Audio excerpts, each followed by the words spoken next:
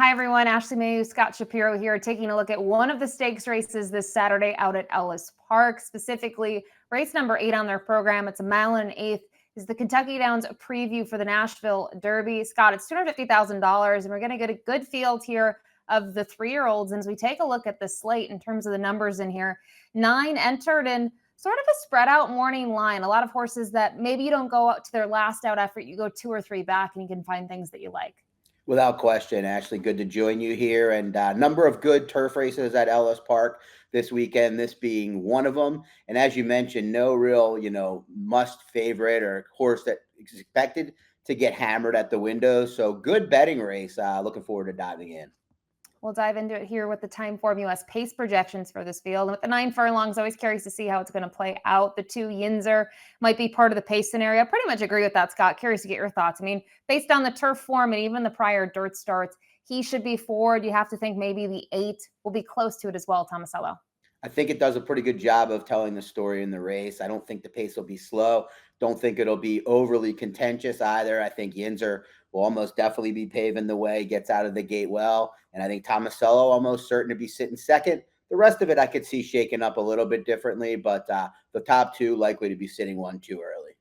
And we'll just make a note of it. The 7 Emergence does have the LP, the late pace flag, attached to him, a 3-year-old son of Uncle Mo. But we'll dive right into it. And we only pull one replay for this race. It is for the number 1, Mesero. We don't look at the most recent effort, but rather 2 back in mid-April at Keeneland. And it is a first-level allowance, Scott, but this horse had a ton of work to do. You can see him tracking here, almost went out to the popcorn stand, and he's just relishing every bit of this distance. And based on that, I don't think the mile and an eighth is going to be an issue.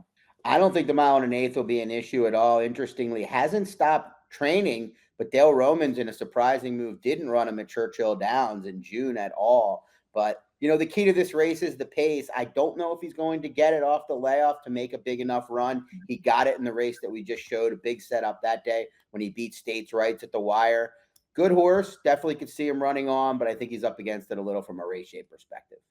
Move on to the 2 Yinzer here for Steve Asmussen. This one owned in partnership with West Point, a horse that took a little bit to graduate, a couple of starts, graduated on the dirt, and then more recently was able to pick up that second career victory on the grass. Now, that was at Ellis Park. He took them gate to wire.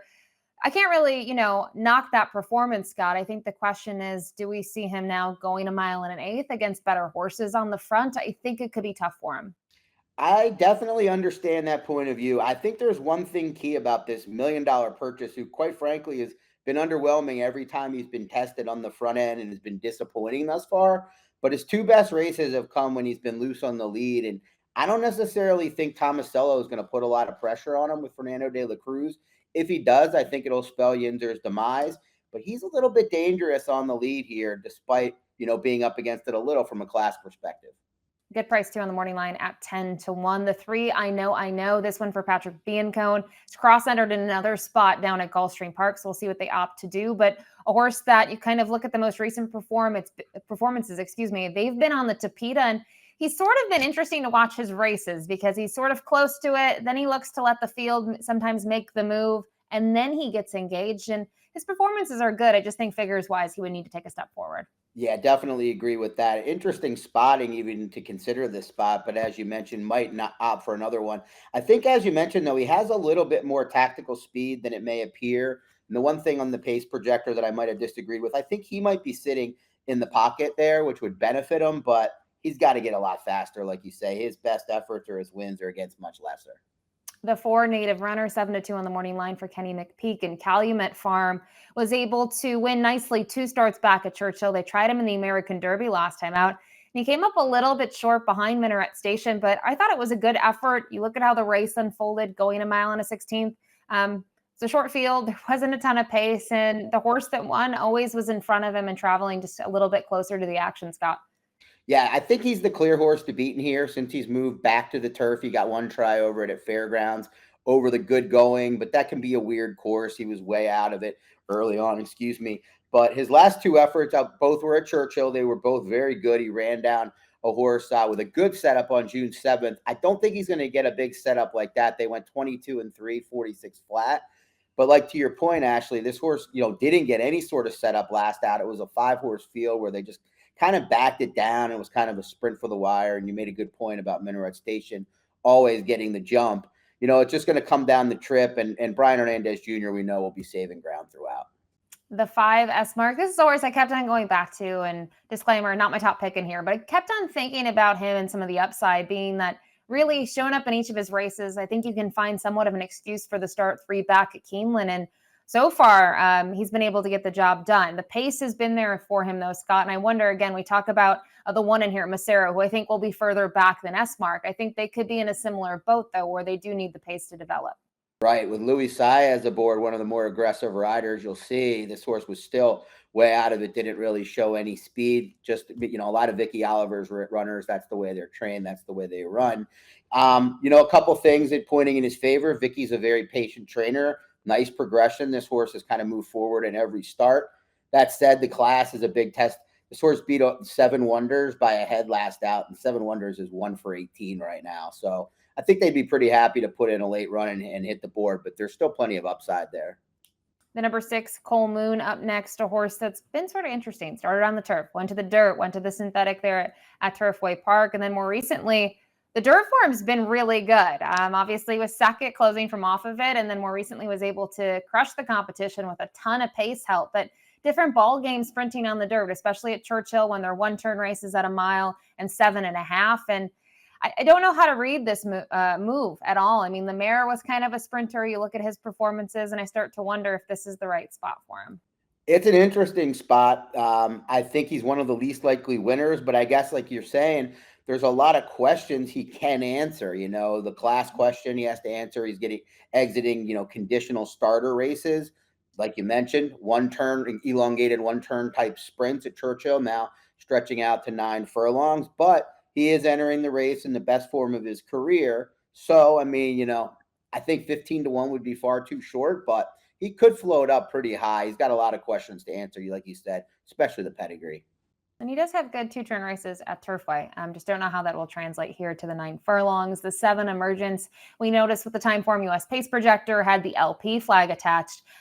Crushed the competition last time out, but I don't know how to read that performance, right? It's carded for the turf, moves to the dirt at 1.5 miles, something that we don't really see at Churchill, and he's just much the best in a field that I will say, typically when you see that, Scott, right, you don't think 8 horses, you think 4 maybe in the field, and much the best. I thought the turf race 2 back was quite good, especially considering it was his first start off the layoff.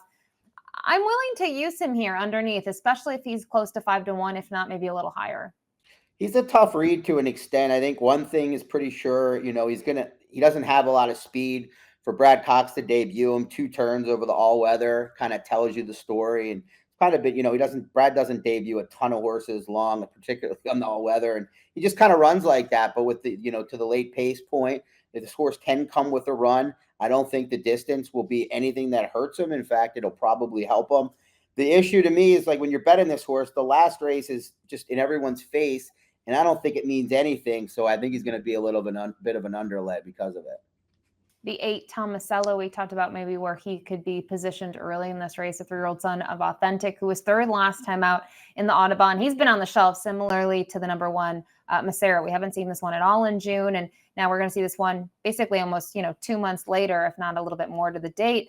I wonder, his running style, I think, makes him a major threat, because I don't think he needs the lead to win, Scott. He's shown that.